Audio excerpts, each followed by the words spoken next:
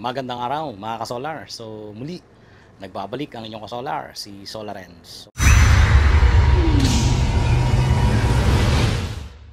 Ngayon mga ka-solar, meron tayong 6 kilowatts na hybrid off-grid solar power inverter. At ito ay applicable especially doon sa mga remote areas na hindi naabot ng kuryente. So pwede kang mag-charge dito gamit yung solar panel at yun ay tutuloy sa battery. And kung yung wala kang source ng electricity dyan galing sa electric cooperative, pwede mo rin gamitin yung generator if in case na talagang worst comes to worst at napakasama nung panahon at tuloy-tuloy na walang solar production or walang araw, ay pwede mong i-charge using AC input.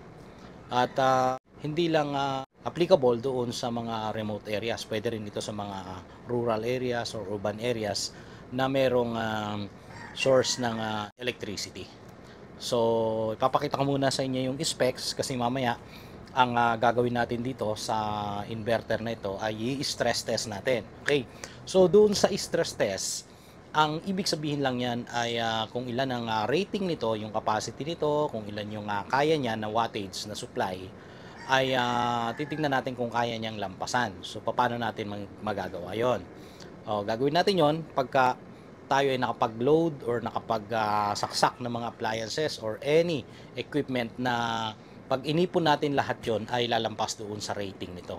Kasi hybrid yan, pag sinabing hybrid, nandyan ang solar charge controller, nandyan ang inverter, at kagaya ng AC input charging, nandyan din sa loob. So, tingnan muna natin yung specs or specification.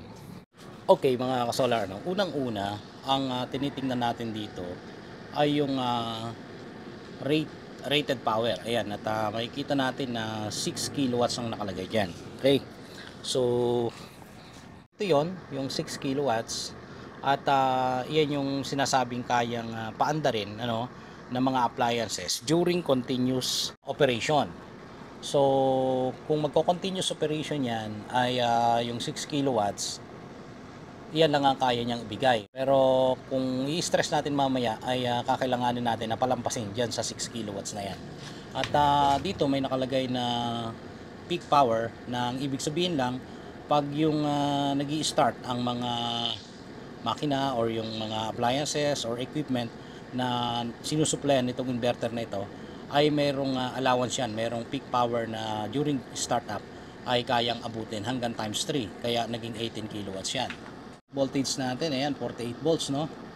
At yung current niyan ay pwede hanggang 139 at yung charging voltage nasa 55.2.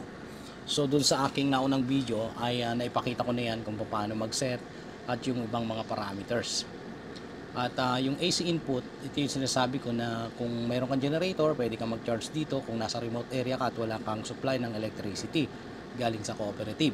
At ang maximum current mo dyan ay nasa 35 lang. So yung frequency, isa lang yan, 60 Hz lang tayo sa Philippines. At ito na yung inverter mode, ibig sabihin yan ay na-convert na mula sa DC input supply. Yan yung galing sa mga batteries. By the way, ang batteries na ginagamit natin dito ay ayan, 2 piraso yan na High-G. Andito yung isa. So ito rin yung isa. So 2 pirasong High-G yan. At dito sa inverter mode na yan ay pwedeng umabot ng 27.3 yung amperes. So dito naman itong sinasabing solar input, iyan na yung charge controller. Pero ang type ng controller na nasa loob na ito ay maximum power point tracking. So ang range yan ay 60 to 150 volts. Pero sa ngayon ay 48 volts tayo, kaya kahit okay lang na umabot tayo ng 150 volts niyan. Pero yung capacity or rate ng solar charge controller ay nasa 80 amperes. So ngayon tingnan natin kung ilan yung na-harvest. Medyo makulimlim lang, tingnan natin yung sikat ng araw. So ayan, cloudy. Pakita ko yung PV parameter. PV, ayan, so PV, that means photovoltaic. At ang voltage natin ngayon, ayan, 99.2, medyo kumukulimlim, at 22. Ayan, 25, tumataas kasi uminit, tumaas, So Yan yung charging niya ngayon. At makikita natin yan naka-charge sa solar panel. Okay? So wala tayong pinasok dyan sa AC. Yung AC input. So yun, at gagawin na natin yung stress testing.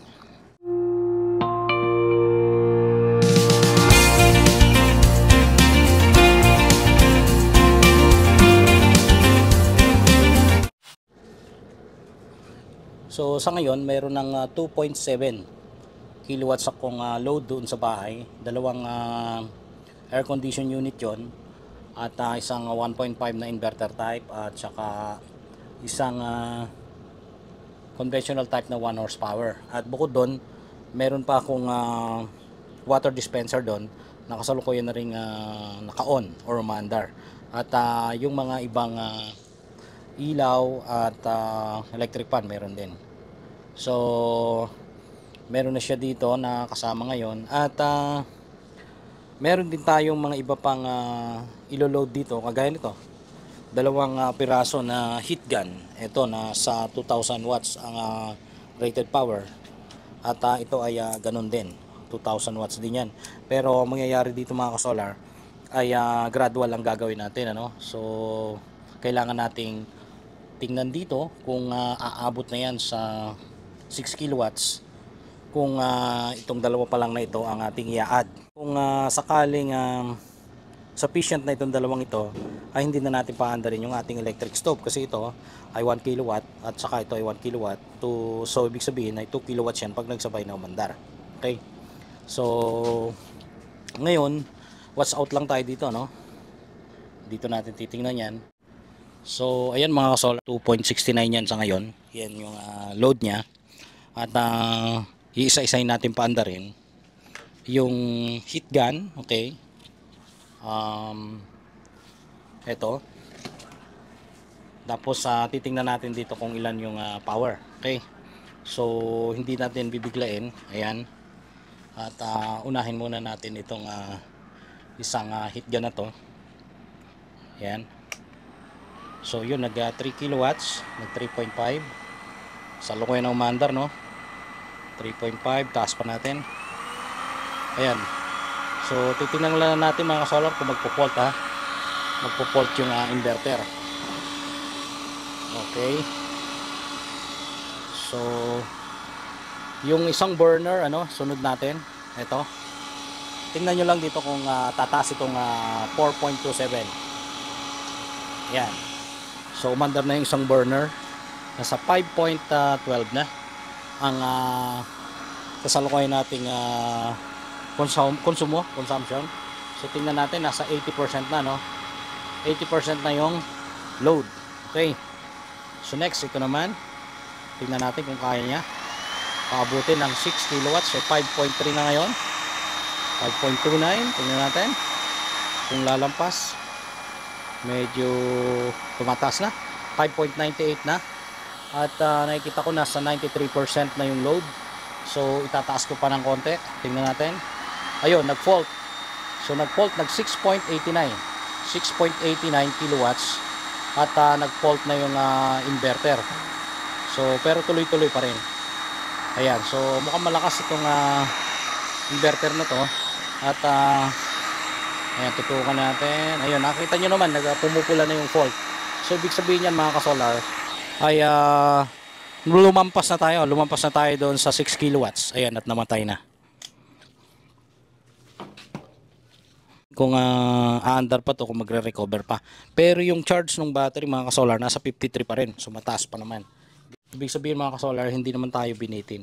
So yan pa rin yung charge ng battery. Ayan, at tuluyang nag-off or nag-shutdown yung inverter. Subukan kong paandarin yung inverter kung okay pa.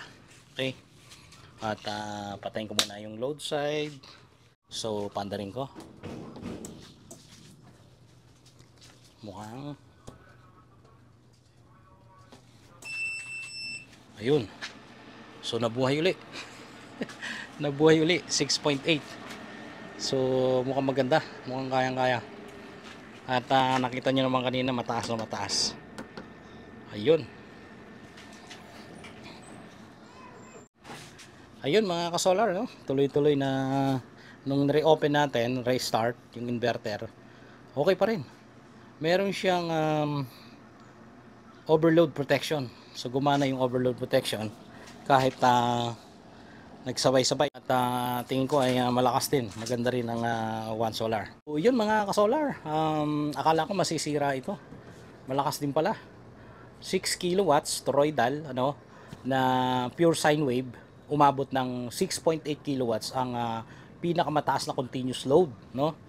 At ang rated power nito ay 6 kilowatts lang, and may excess pa na 800 watts. So medyo matagal-tagal pa yung seconds bago nag totally shutdown itong inverter para doon sa overload protection. At ayun, nakita naman natin nung ini-on ko ulit, ni-restart ko ulit, ay parang walang nangyari, tuloy-tuloy. So maganda itong isang uri ng inverter na ito dahil protected ka dun sa overloading. So ayun mga ka-solar, maraming salamat sa panonood. At itong mga nakikita nyo rito ay mga na-test ko na rin naman ito. Ito ay anak nito, dahil nga 24 volts lang to. At mga yan ay para sa off-grid. Ito ay hybrid. Okay, so kung makikita nyo, itong may nakahiwalay yung solar charge controller, big sabihin yan ay purely off-grid ang setup niyan. So yun lang muna mga ka-solar, maraming salamat sa panonood at usap tayo sa susunod na video. At muli, ang inyong ka-solar, si SolarEns.